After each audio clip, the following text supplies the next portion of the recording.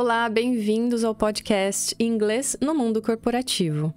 Nesse podcast eu te ajudo a desenvolver estratégias para desenvolver segurança para usar o inglês em situações relacionadas ao mundo corporativo. Eu sou a teacher Kathleen Elgunner e o episódio de hoje é Medo de falar inglês no trabalho e sofrer bullying? Quem tem medo de bullying, levanta a mão. Se você não está me vendo, só está me ouvindo, sim, eu levantei a minha mão. Sim, eu também tenho medo de bullying. Acho que todo mundo deve ter, né?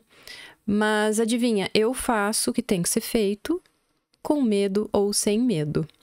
Primeira coisa, vamos entender o que significa essa situação. Eu recebi já alguns compartilhamentos, eu ia falar depoimento, mas depoimento parece que é uma coisa boa, né? Já compartilharam, alguns alunos já compartilharam comigo o seguinte, que quando eles falam inglês, por exemplo, numa videoconferência, e eles erram uma palavra, na verdade estou falando de uma situação específica. Esse aluno compartilhou comigo que errou a pronúncia de uma palavra e que um colega de trabalho ficou tirando sarro dele o resto do dia ali, né? Que é uma situação bem chata. Ele, né? Provavelmente, eu tô imaginando aqui, essa parte ele não falou pra mim, mas eu tô imaginando que ele tenha tentado disfarçar, que ele tenha dado risada também, né? Mas que no fundo, lógico, ele não estava gostando nada daquela situação. Por isso que ele compartilhou isso comigo. Já teve também uma situação de uma outra aluna que ela me disse que depois de uma reunião, não era a chefe direta dela, mas era, né, um nível ali acima dela, chegou para ela e falou assim, olha, o seu inglês está muito ruim. E a abordagem dela foi assim, extremamente exagerada. Porque eu conheço como tá o inglês, como estava na época o inglês dessa aluna. E eu falei para ela, viu? Eu não conheço a pessoa, mas me parece que isso não foi assim uma crítica construtiva, foi mais uma crítica para te deixar para baixo, né? Principalmente porque ela não é uma crítica verdadeira. Eu não estava na reunião, não presenciei, mas provavelmente ela exagerou, né? Isso não está acontecendo. Então, recentemente, uma aluna compartilhou comigo que ela prefere conversar em inglês com estrangeiros, sejam eles falantes nativos ou falantes de inglês como segunda língua, do que conversar com brasileiros, porque a pressão é maior, principalmente no caso se o chefe estiver presente ali, né? Tá, vamos ver por que isso acontece? Bom, primeira coisa, eu pensei muito a respeito desse assunto, né? Eu, assim, nunca dei muita bola para esse assunto, mas recentemente eu tenho conversado com bastante alunos sobre alguns medos que eles têm, alguns obstáculos que eles enfrentam no dia a dia, no trabalho deles, e eu percebi que esse é um tema comum. Aí eu pensei, vou falar sobre isso, porque mais gente pode estar com esse mesmo problema. Então, o que acontece? Eu pensei sobre o assunto e eu cheguei à seguinte conclusão.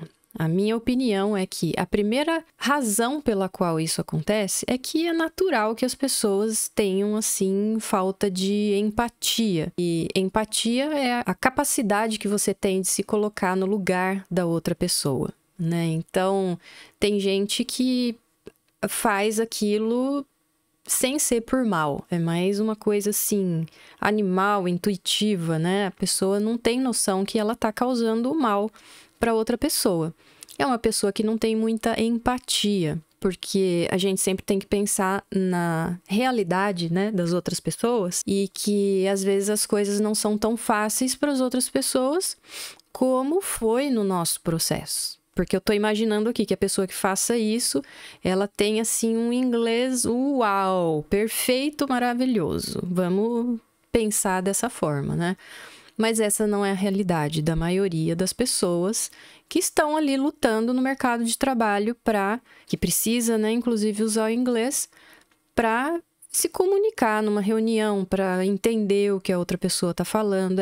São situações, assim, bem difíceis, bem complexas, bem estressantes. Então, Primeira coisa, todo mundo deveria ter isso em mente e entender, né, que o processo de aprendizagem é diferente de pessoa para pessoa. Tem que respeitar isso.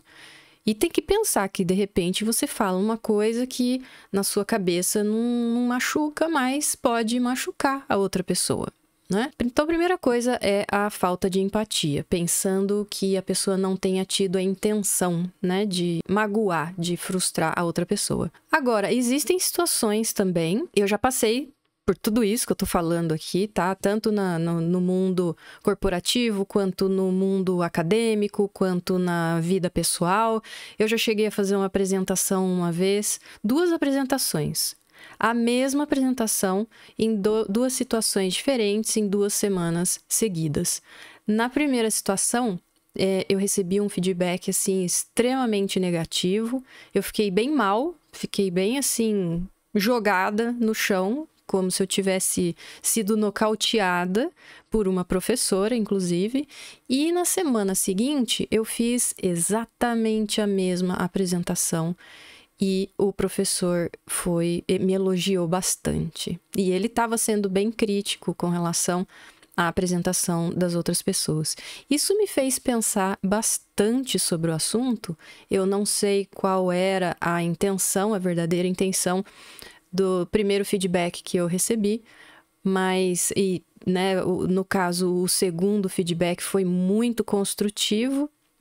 Eu fiquei muito feliz e isso me fez pensar, puxa vida, como que eu faço 2 apresentações sobre o mesmo assunto, usando os mesmos slides? Eu fui, na verdade, para a segunda apresentação, eu acho que eu fui pior do que na primeira, porque eu já tinha sido detonada, né? Eu já tinha sofrido bullying por causa da primeira apresentação. Mas na segunda, eu recebi um feedback positivo. Então, existe também esse ponto que as pessoas são diferentes e elas dão feedback de maneira diferente. Então, existem aquelas pessoas, por exemplo, que acreditam que se elas te detonarem, elas estão te fazendo crescer e tal. E cabe a nós, a gente entender, interpretar qual é a verdadeira, né, intenção da pessoa, se a gente tiver com tempo também. Porque se não tiver com tempo, deixa isso pra lá. Ok, feedback, já sei, preciso melhorar, preciso estudar mais, preciso me dedicar mais, blé, blé, blé. Todo esse assunto que a gente fica escutando o tempo todo e que vocês, lógico, vão continuar escutando de mim aqui, né? Agora, existe um ponto que é quando a pessoa é malvada mesmo. Eu acho que vocês já tiveram contato com alguma pessoa desse tipo. A pessoa é malvada porque ela, por vários motivos, né? Às vezes ela tem prazer ali em deixar as pessoas em situações constrangedoras. Às vezes a pessoa também faz isso porque é a única ferramenta que ela tem para se sentir superior e ela quer se sentir superior. Ela quer competir com você. E a única ferramenta que ela tem é te diminuir. Então, a gente precisa ficar esperto com isso também. A pessoa está tentando me diminuir para se sobressair, né? Para aparecer mais. Isso é super comum, já passei por esse tipo de situação também no mundo corporativo, mas tem no mundo acadêmico também, né? Então, cabe a nós essa interpretação do que está acontecendo e evitar o sofrimento, né? Reduzir esse sofrimento e entender que às vezes a pessoa não teve a intenção de magoar. Se ela teve a intenção de magoar, é porque ela tá pensando nela, né? Ela não tá pensando em você, ela tá pensando nela, como ela vai se sobressair. E existem as pessoas que são bully mesmo, né? Bully é aquele cara, aquela mulher que vai curtir a zoeira e tirar sarro, e de repente você tira sarro da pessoa também, e tá tudo bem, né? A pessoa, ela quer isso, quer viver naquela situação de bullying, porque gosta e tal. Lógico que a gente também tem que sempre focar na situação do ambiente de trabalho, né? Workplace. A gente tem que pensar nessa situação e sempre cuidar muito com o vocabulário que a gente está usando para evitar, né, situações constrangedoras para todo mundo. Então, tudo vai depender como a gente lida com a situação, como que a gente interpreta essas pessoas. Agora, existe um ponto que eu acho que é o mais importante de todos, que a gente precisa mostrar resultado para combater essa situação. Eu adoro sempre usar esse pensamento, esse mindset, né, de que tem que mostrar resultado não só para outra pessoa, mas para mim mesmo. Eu tenho que ter essa noção que eu tô melhorando, que eu tô fazendo algum progresso. Assim, só um parênteses, né? Eu acredito, por exemplo, que eu não tenha uma facilidade, assim, de poder de persuasão, o poder de convencimento das pessoas. Isso é uma coisa da minha personalidade. Mas eu acredito que eu posso melhorar. E, inclusive, esse projeto desse podcast, um dos motivos é esse. É que eu desenvolva esse ponto fraco que eu tenho. Um dos pontos fracos que eu tenho é o meu poder de persuasão, que não, no meu julgamento, pelo menos, eu acho que não é muito bom. Então, eu tô aqui com esse objetivo de desenvolver. E isso tem tudo a ver com o que eu vou falar agora. Por quê? Quando a gente erra, a gente precisa encarar o erro como uma oportunidade. Eu acabei de ter uma conversa sobre esse assunto e quando a gente foca em erro é igual a oportunidade, isso muda tudo. Por exemplo, existe também a questão cultural de quando uma pessoa te corrige, né? Ou uma pessoa te dá um feedback negativo, positivo, enfim. Quando você pronuncia uma palavra errada, ou quando você usa uma palavra da maneira incorreta e uma outra pessoa te dá um feedback, aquilo ali está sendo, na verdade, independente do porquê que a pessoa está fazendo isso, se é por bem ou se é por mal. Independente de qualquer coisa da origem, como que foi a intenção da pessoa, a gente pode pensar oportunidade. Opa, aqui é o momento que eu posso sair desse ponto e ir para o outro ponto. Então, um exemplo que aconteceu comigo já numa viagem para fora. No caso, eu fui para Áustria e eu estava ali testando a me comunicar em alemão, né? E eu cheguei para um motorista de ônibus e fiz uma pergunta de como que eu fazia para chegar na universidade. Ele olhou para minha cara assim e disse: "Não é esse verbo". Na verdade, ele usou o verbo que eu tinha usado, né? Não é isso. É isso. Aí eu parei, pensei, dei um mini smile, né? Uma risadinha e falei assim: "Ok. Mais uma vez, então". Aí eu repeti a minha frase usando o verbo correto. E a hora que eu fiz isso, ele disse: "Ah, agora sim". Aí ele me deu a instrução de como que eu fazia para chegar na universidade. Quer dizer, o que eu quero falar para vocês é que naquele momento eu tinha todas as razões do mundo para falar assim: "Ah, errei. Meu Deus, esse negócio não é pra mim. Ai, desculpa. Aí sai fora, evita, sabe?" E eu achei legal a forma como eu encarei. Eu sou uma pessoa extremamente tímida, me acho assim até meio travada pra falar, mas eu tenho isso e eu acho que eu posso compartilhar isso com vocês e eu acho que eu posso fazer vocês saírem desse ponto e ir pra esse ponto aqui, pro próximo, né? Ponto, para fazer um mini progresso aqui hoje, que é isso. Errou, foca no erro. Foca no erro e qual que é o correto.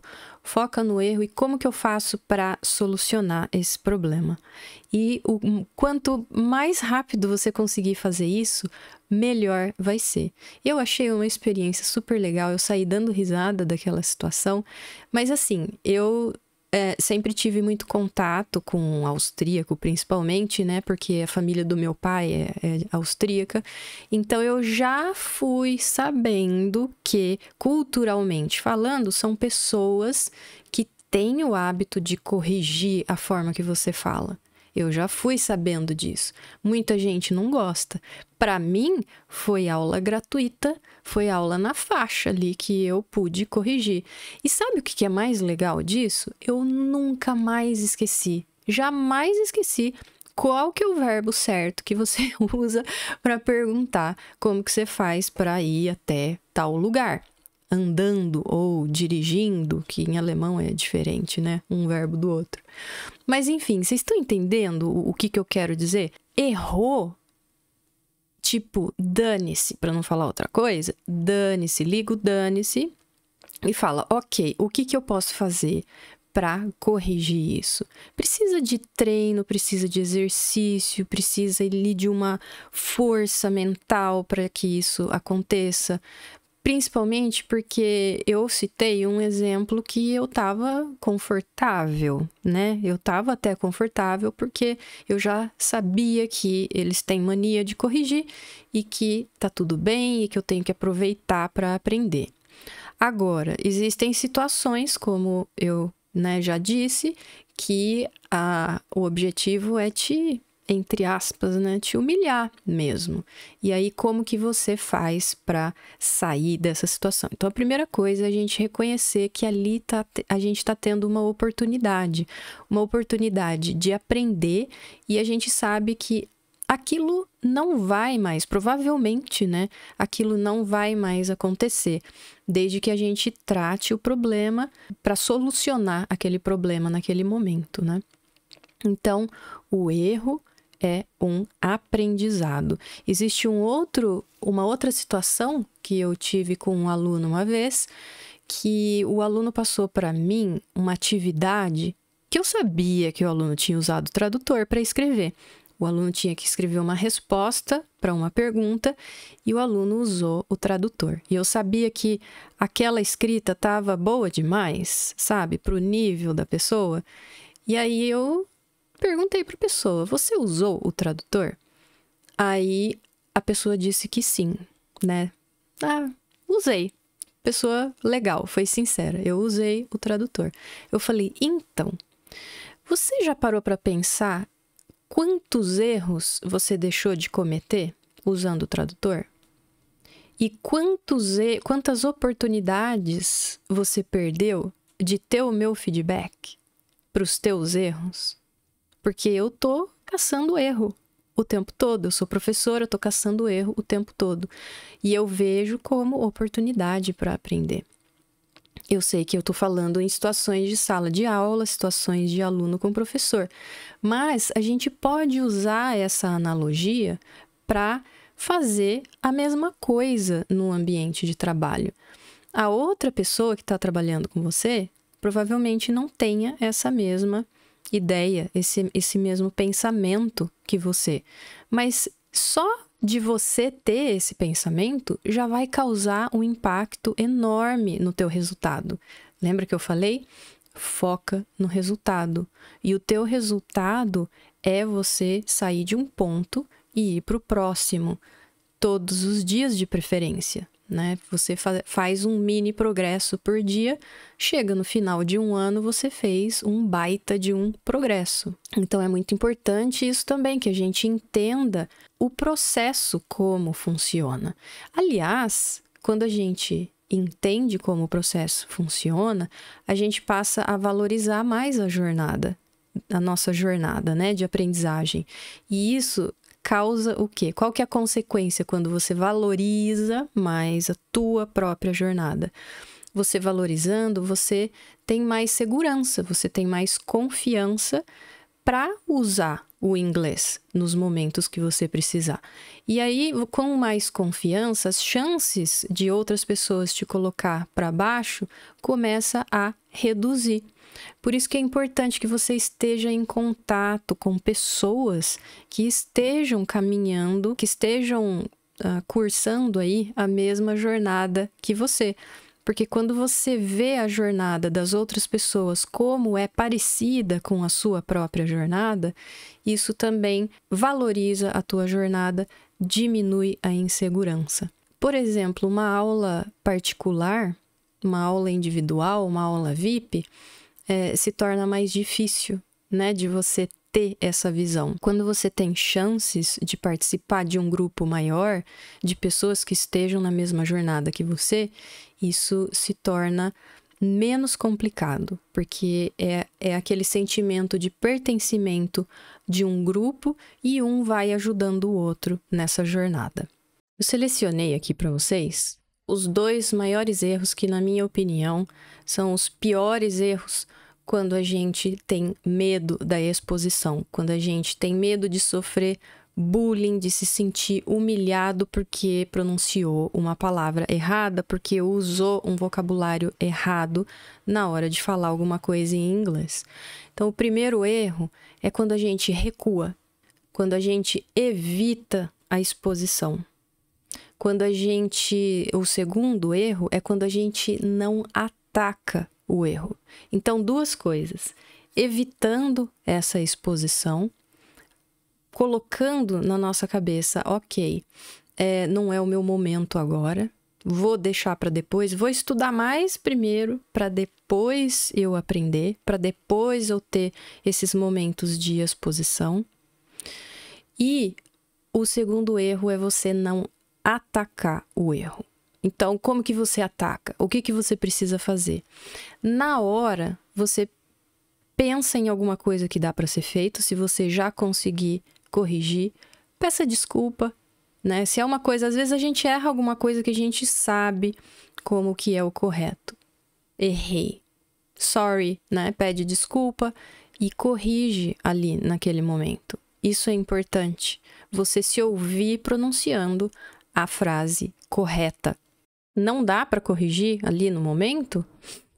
Tenha o hábito de ter alguma coisa para anotar. Você pode anotar no celular. Às vezes, se você estiver numa reunião, numa videoconferência, sei lá, fica meio chato de você pegar o celular para anotar alguma coisa, porque daí a outra pessoa pode ter a impressão que você não está ali envolvido, você não está conectado com aquilo que está acontecendo no momento. Tenha um caderno, um lugar para você ir anotando as palavras que você precisa, pode anotar, lógico, em português mesmo, uma palavra que você não saiba, que você precisa usar, anota. O tempo todo, anote para, no momento seguinte, você chegar, buscar essa palavra. Busca no dicionário. Se você não sabe, né, você pode buscar no tradutor, se você não sabe a tradução daquela palavra. Busca no tradutor, busca num dicionário bilíngue, mas sempre vá para um dicionário inglês-inglês. Sempre. Use essa técnica. Vai para o dicionário inglês-inglês, porque lá você vai jogar a palavra que você precisa aprender. Pode ser aprender a escrever, pode ser aprender a pronúncia, pode ser aprender o uso correto dessa palavra. Vai para o dicionário inglês-inglês e pega um exemplo daquela palavra sendo aplicada num contexto. Pega esse exemplo, joga no tradutor. Então, lembra disso, ó. Dicionário, frase, tradutor. Joga no tradutor.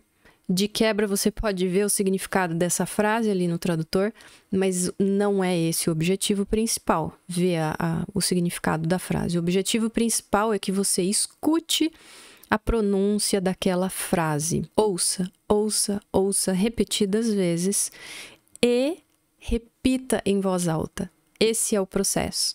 Ouve e repete. Então, mais uma vez, dicionário, frase e tradutor.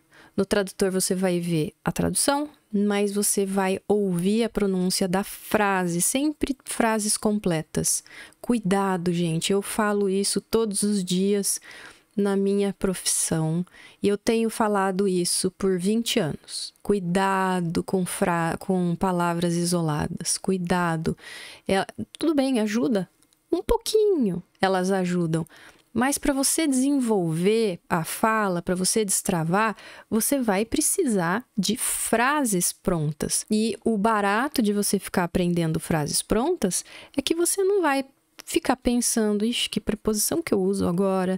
Nossa, será que eu uso o past simple ou será que eu uso o present perfect? Qual verbo qual tempo verbal que eu uso, como que é a pronúncia correta desse verbo no passado, né? São as dúvidas mais comuns. E quando você ouve a frase inteira, você soluciona esses problemas.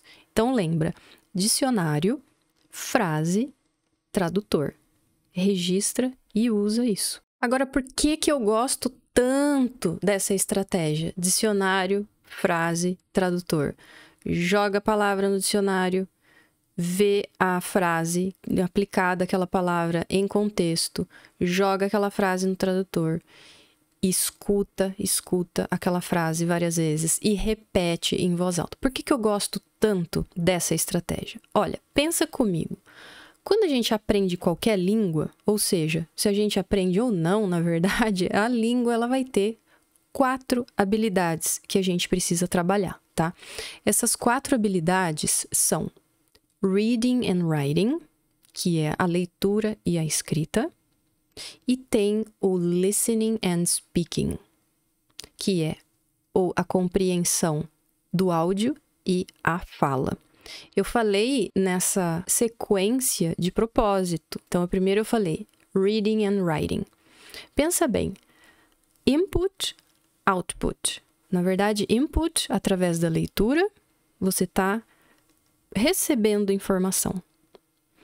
Essa informação que você recebeu, você está reproduzindo. Então, se você lê a frase, você escreve a frase. Isso é um processo de memorização, né? Input, output. Você recebe a informação e você produz a informação. E as outras 2 habilidades, que é o listening and speaking, é a mesma coisa. Só que não é bem a mesma coisa. São habilidades parecidas no sentido de que tem um input e o output. Você está recebendo a informação de novo. Inclusive, isso chama receptive skills, né? Quando você lê, quando você ouve, você está recebendo informações, então são receptive skills. E as productive skills, que são as habilidades que você tem que produzir a informação, é através da escrita e da fala. Então, veja bem, ó, reading and writing. Reading é a leitura e writing a escrita. Você tá input, output. E o listening and speaking também. Input da informação através da compreensão de áudio e o output através da fala. Olha que atividade simples que é essa. Você pega uma frase pronta e reescreve. Lê a frase pronta e reescreve. Escuta a frase pronta e fala. Escuta e fala. Agora, você pode integrar essas 4 habilidades só com essa prática de você usar o dicionário, o tradutor, né? Dicionário pega a frase e usa o tradutor. Porque você lê, veja bem, ó, a mesma sequência eu vou usar agora. Você lê a frase no dicionário, você reescreve essa frase, e aí tem todo um processo de como que você faz para reescrever essa frase, porque não é só copiar palavrinha por palavrinha. Às vezes a pessoa está escrevendo, para de escrever a palavra ali na metade para ver como que é o resto da palavra. Não é um processo de tirar a frase do dicionário e jogar em outro lugar através da escrita. Essa frase, ela precisa passar pela sua cabeça e depois você produz essa frase. Então, tem um processo de memorização aí que é bem importante. E daí é importante que você tenha um material, né, que você use, por exemplo, frases que estejam de acordo com o seu nível de conhecimento da língua, né? De novo, você vai ler e você vai escrever. Essa mesma frase, exatamente a mesma frase que você leu e que você escreveu, você escuta a pronúncia. Então, aí você já foi para a próxima habilidade. Você escuta a pronúncia dela e aí você vai para a 4ª e última e mais difícil habilidade, que é a fala, que todo mundo deixa de lado. Todo mundo, tô exagerando, lógico, né? Mas eu tô aqui tentando te convencer da importância e aí cabe um exagero da minha parte.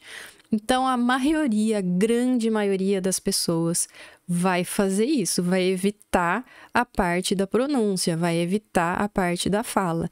E isso é uma coisa que eu vou lutar pro resto da minha vida. Eu quero que vocês comecem a fazer isso. Olha que legal, eu peguei uma frase. Não, vamos começar do começo. Peguei uma palavra que eu não conheço. Quero aprender aquela palavra. Eu vou pro dicionário inglês. Jogo aquela palavra lá e eu pego uma frase onde tem a aplicação daquela palavra em um contexto. Numa dessa, vem gramática, vem preposição, vem mais uma ou duas palavras que você não saiba, vem alguma expressão, pode vir também verbo frasal nessa frase, pode vir qualquer coisa.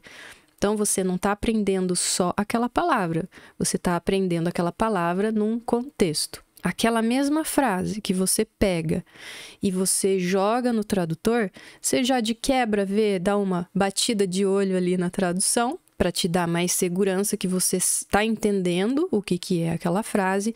Aliás, o algoritmo do tradutor, ele vai ser cada vez melhor quanto mais contexto você der para ele. Então, se você joga uma palavra ali solta, ele vai te dar um significado ali. Pode ser, nem sempre, mas pode ser que você jogue essa mesma palavra num contexto e o tradutor dá outro significado. Mas como isso? É porque o algoritmo ali, a inteligência artificial, ela sabe combinar aquela palavra com outras e aí você consegue ver o verdadeiro significado daquela palavra, se através do contexto faz sentido, né? Se é aquilo mesmo que você está buscando. Aí você bate o olho ali no tradutor, vê o significado da palavra, ouve a pronúncia dessa palavra, e aí a pronúncia da palavra, não, desculpa, a pronúncia da frase completa, e aí você fala. Olha que legal. Vocês perceberam o que aconteceu? Leitura, escrita, o listening, que é a escuta, e a fala. Todas as 4 habilidades, você aplicou as 4 habilidades em uma frase. Já pensou se você faz isso com uma frase por dia? Que legal! E aí, de quebra, você pode dar uma olhadinha na frase do dia anterior? É muito produtivo e é muito rápido. Aí entra até a questão de gestão de tempo. Já pensou você trabalhar bem trabalhado com uma frase no dia? Você trabalha um pouquinho com ela de manhã, sei lá, 1 minuto de manhã, 1 minuto na hora do almoço, 1 minuto à noite. Você trabalhou ali 3 minutos no dia com uma frase e olha só o quanto que você vai aprender no final de uma semana. São 7 frases que você sabe bem ali, principalmente se você registra de uma forma que você consegue revisar depois. É rápido, tá? Não tem desculpa de não tenho tempo. É a coisa mais rápida do mundo. A coisa mais rápida do mundo, ok? Pessoal, é isso por hoje. Eu espero que vocês tenham gostado do episódio de hoje e eu espero que vocês tenham conseguido bolar aí na cabeça de vocês um plano para vocês saírem de um ponto e ir para o próximo ponto, porque isso é assim que funciona o processo de aprendizagem, tá? Muito obrigada pela companhia de vocês e nós nos vemos no próximo episódio. Um beijo. Tchau!